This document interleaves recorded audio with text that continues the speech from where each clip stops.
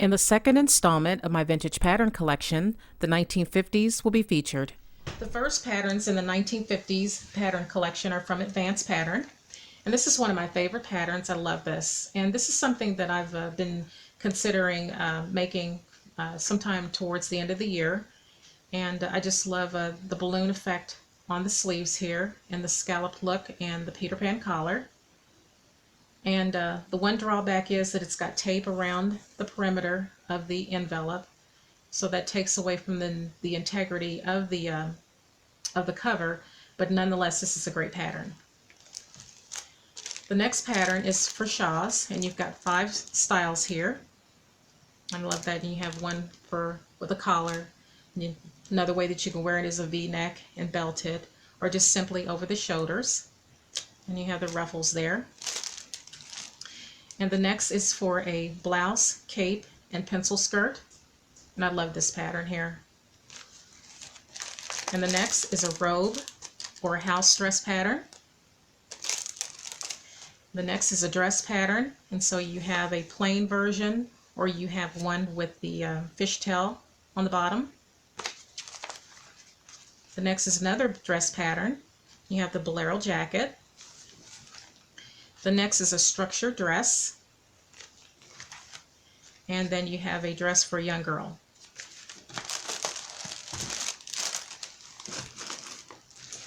And the next patterns are from Buttrick, and I have quite a few here, so I'm going to divide them up. The first pattern is for blouses, or actually 2 for blouses and a halter top here.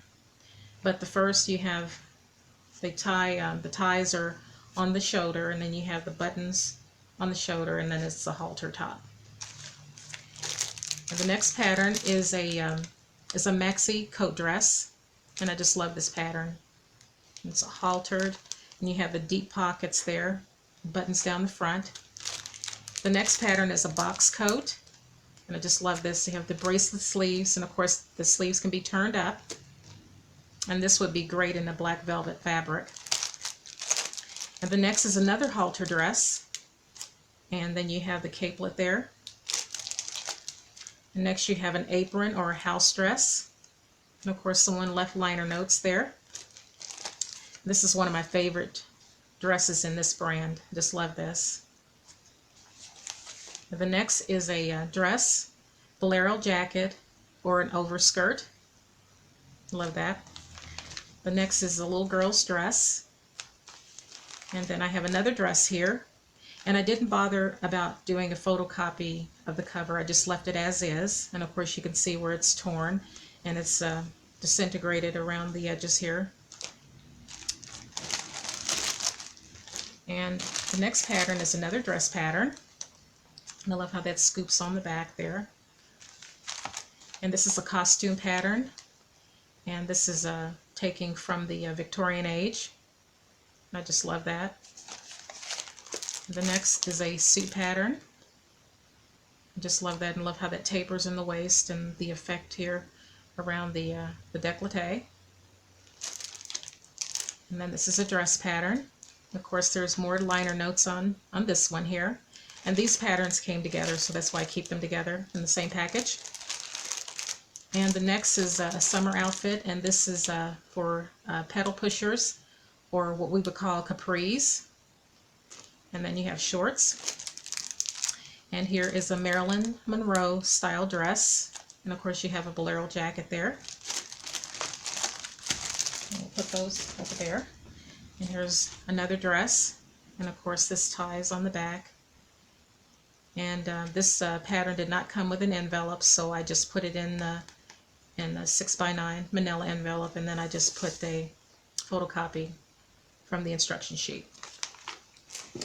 And then here's a pattern from the Polynesian Pattern Company, and this is right out of Hawaii. And this was during the time where Hawaiian style garments were all the rage in the late around 59, when after Hawaii got its statehood, and when you saw a lot of people traveling to the islands. And so Polynesian patterns and Pattern Pacifica were 2 of many pattern companies right out of Hawaii, and Polynesian Patterns produced its patterns from 1960s to 1970s, and each one of their garments were given a Hawaiian name. And then the Pattern Pacifica, it produced its patterns from the 1970s to 1980s, and they're best known for the pink and white envelopes that the patterns came in. So you see a lot of those online. And Buttrick, of course, did its own Hawaiian style garment here, and of course this would be more oriental, but it follows along the same lines here, and I just like this pattern. And of course you have the muumuu here. And the next patterns are from McCall, and I have several of these, so bear with me. And the first one is from 1950, and this is for collars. And of course you have the embroidery transfer. And I just love this pattern. And the next is from 1950, and this is for slippers. And again, McCall was very consistent in dating its patterns, so you can always count on that. And this is a 1951 blouse pattern. I just love that. And here's a 1951 purse pattern. 1952 suit pattern. I just love that. A 1953 coat pattern for a girl. 1953 dress pattern and a jacket and an overskirt. And of course you can see the store stamp there. And this is a 1953 monogram pattern, and you can put this on towels for your bathroom or for your kitchen. And we'll put that right there in the box. And the next group, this is a 1955 skirt pattern. And of course you have several styles here. So you have one, I'll put that over there.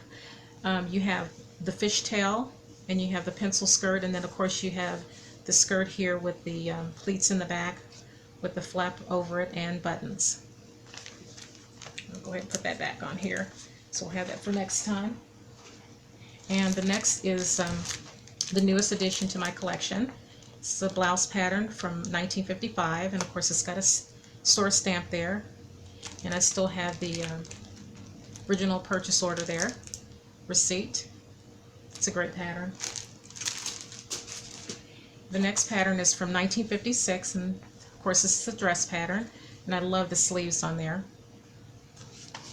The next is a 1956 blouse pattern and a 1956 dress pattern, and I just love that. The empire waistline there, and of course you can belt that. That's beautiful. And here is a 1956 slipper pattern, and you have the genie shoes there, and of course you have flats, and you have a little bag there. And here is a I believe this is 1957 dress. I love that, and I love how it pulls in the back, and then you have the little buckle there. And now here we go, we have the bathing suit, and this is from 1957. I just love that. And the last group of McCall patterns. Okay, we got them all now. I believe that we have them all in order here. Yes, okay.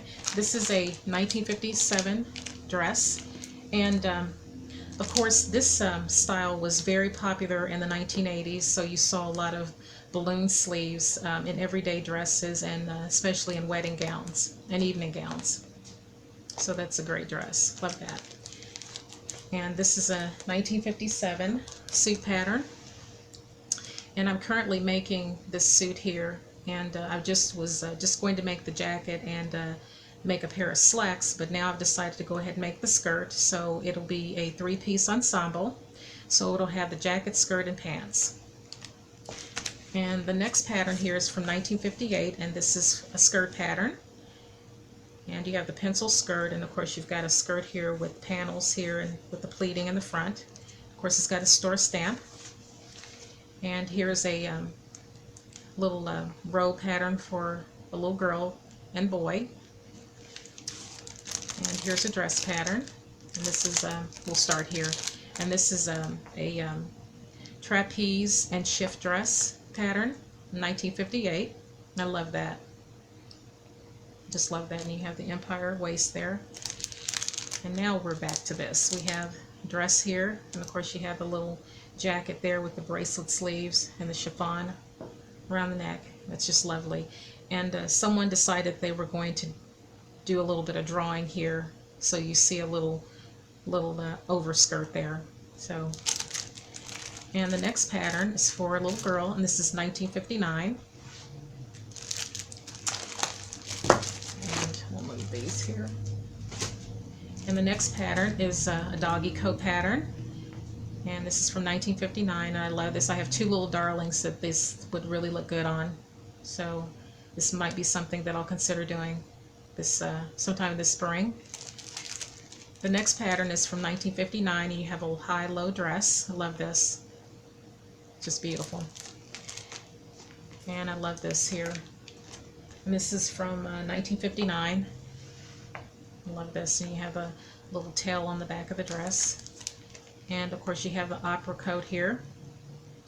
And of course this can also be worn as a house coat or a dress, and it's belted. And this pattern was featured in a previous video. And then I have a 1959 dress here, and I love how this pulls in the front and it can be buckled there. It's just lovely, and it has a big store stamp there. And the next patterns are from Simplicity, and I have a few of those.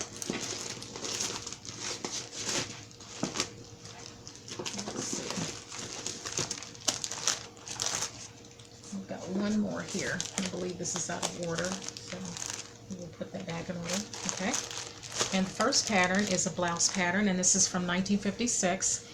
And this date was found on the instruction sheet. And one thing about Simplicity, it was kind of iffy on its dating of its patterns, and I may have mentioned this in a previous video on my vintage pattern collection, but sometimes you can find a date, other times you would just find the copyright information with the address of the company from the past. So it's just kind of give or take when it comes to the dating on this, but I was able to find the date on the instruction sheet, and I put a little note to myself on that. And and this is another pattern here. I'll take this out so you can take a better look at it. But this is a skirt pattern here. It's a high-waisted skirt, and I'm assuming that this is tweed fabric, so that would really look good in a tweed fabric. And of course you could wear it as an evening gown. That's lovely, and that's from 1956. The next pattern is an apron pattern from 1956, and I believe I also was able to find that on the instruction sheet. However, I might have found it on the perimeter of the back of the pattern. And here's a lovely little coat and jumper pattern for a child, and a dress pattern for a little girl. And here's another dress pattern. And this is one of my favorite patterns. You have a dress, a jacket, and a overskirt. 1957. And here's another little girl's dress. Love that. And then here is a gown, nightgown, or a slip pattern here. And this could easily be worn under an evening gown. But I love that, and I love the half slip with the little ruffles effect on the bottom there. And here's one of my another favorite blouse pattern of mine. And this is a photocopy of the original. I just love that. And the next is a suit pattern. Move that over there. Suit pattern. And just love this. It's just really nice. And the next is a great pattern too. And this is something that I'm considering making for the summer. But here you have the pedal pushers again, or capris. And you have the overskirt. And then here you have the capelet, and that's from 1951, and I love this one. And here you have another capelet pattern from 1951, and again I did a photocopy, and of course the original is torn, and it's the paper is very delicate, so I wanted to make sure that it was not only in a new envelope, but I also wanted to make sure that it was in cellophane. So, and that's just a great pattern, and you can see where it's crumbling. Put that back in its envelope there. Close that up. And the final Simplicity pattern is for a blouse, and I just love this. I love how that can be flipped up, and you have the balloon sleeves there, or you can have short sleeves. And then this is from 1953, and again the date was found on the instruction sheet.